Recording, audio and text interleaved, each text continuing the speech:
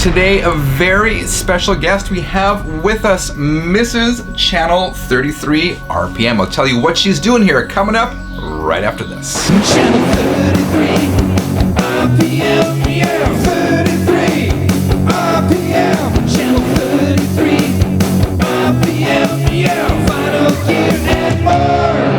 Hi, my name is Frank. My name is Sheri. And welcome back to Sundays on Channel 33 RPM, your channel for vinyl, gear, and more. Now, long-time viewers of this channel will remember Sheri from previous episodes, including that time she sampled Kiss Cola. Yeah.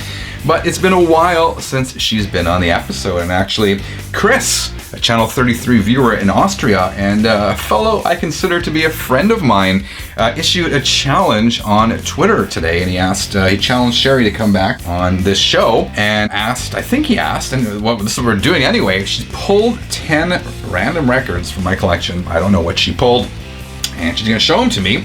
And I have to talk about either why I bought them, why I have them, if it's a questionable record, maybe defend why I have it in my collection. I don't know. I don't know what she's picked. Am I going to be embarrassed? Am I going to be... I don't think so. I like some of the records that I picked, so... All right, there we go. Let's get the show on the road.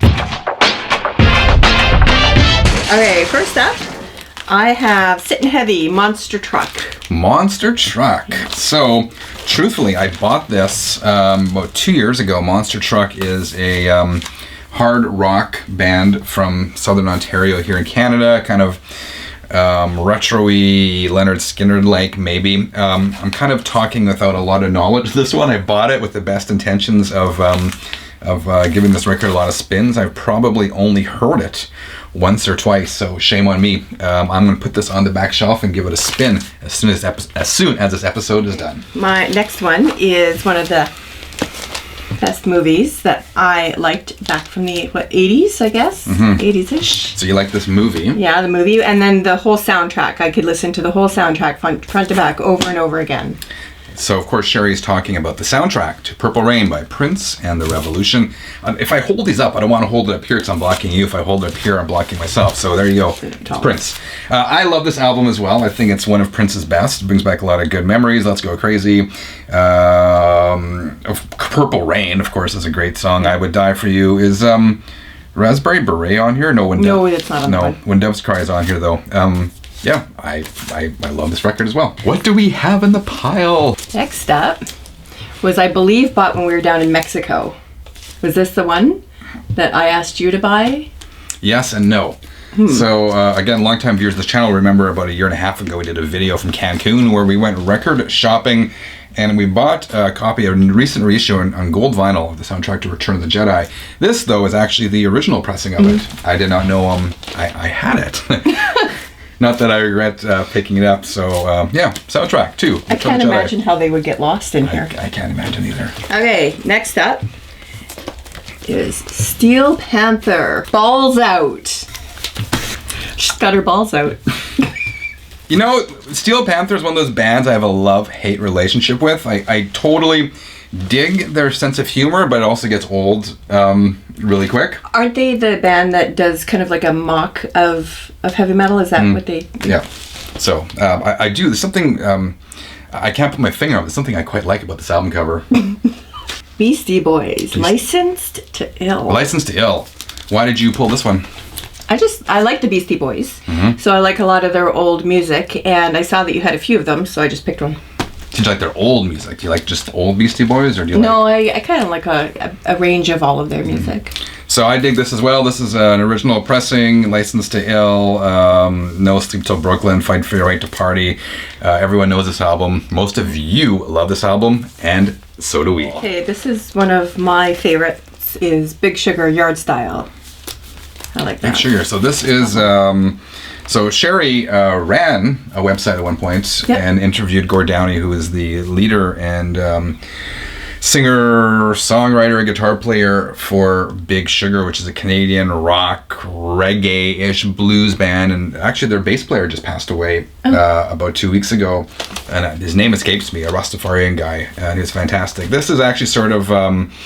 an unplugged acoustic reggae rock, and is just a great album. If you have not heard of Big Sugar, I highly recommend that you guys check this out. Okay, this one I have no idea what it is. It's Albert King, Born Under a Bad Sign. Blues, old blues guy. Actually, I bought, back when you could, and when this was much easier, I used to place online classified ads saying, I will buy your records. I will buy boxes of records. And used to get them dirt cheap, even 5, 6, 7, 8 years ago. And this I found in a box of records. Probably cost me $1. Albert King is a great bluesman, and this is a great blues album. Kick-Axe. Kick-Axe. Welcome to the club. Why did you pull Kick-Axe? I don't know. I actually just saw it, and I don't think I've pulled it before, so I figured I'd pull it, and I like the cover. Here's the cover. Close up. Cover our faces. Kick-Axe was, I guess is, they're still touring, a heavy metal band from Regina, Saskatchewan, here in Canada, and they were they put out 1, 2, 3 albums in the 1980s,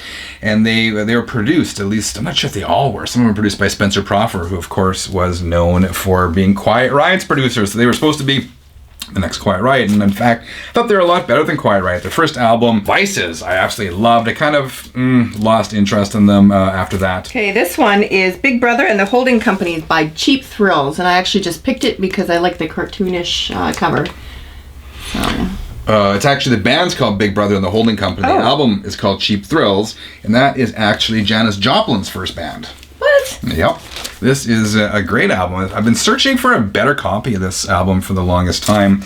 This is an older pressing, Canadian pressing. Anyway, yeah, Janis Joplin. This is her first band, and there's great tracks on here. Oh, there she is. She's on the back cover there. There she is, Janis Joplin. Amazing voice. Love Janis Joplin. I know you do as well. Summertime's on here. Piece of My Heart is on here. Ball and Chain. A lot of songs I think people just assume were Janis Joplin solo, but they weren't. It was Big Brother and the Holding Company. Okay, last is somebody I know that we both like and we've seen last December. So that is Corb Lund. The album is Things That Can't Be Undone. Yeah, I love Corb Lund. Another Canadian. Picked a lot of Canadian content here, and light on the metal. But Corb Lund is kind of an alt country, outlaw country kind of guy from Alberta, where we used to live. Yep. What else can we say? He started off playing metal and hard rock. He was a bass player in a band called The Smalls, which toured regularly throughout Canada in the early 90s. He's about our age. And for those of you who like alt country, outlaw country, it's not modern country by any stretch of the imagination. You won't hear this stuff on the radio, but Corb Lund, absolutely fantastic. And great to see if you get a chance to see him play somewhere. Yeah, I'd love to see Corb Lund again. Yeah. Good selection of records, Sheri. Thank you. All right, guys, let us know what you thought of today's episode in the comments below. How about these records Sheri pulled? I say she's got pretty good taste in music. What do you guys say? Again, let us know in the comments below. If you enjoyed this episode, please leave a quick like. And if you haven't subscribed yet, click that button wherever it may be so you, dear 33er, never miss another episode again. We hope you have a fantastic week. Until next time, keep on spinning. Is that good? Mm-hmm. Okay, good.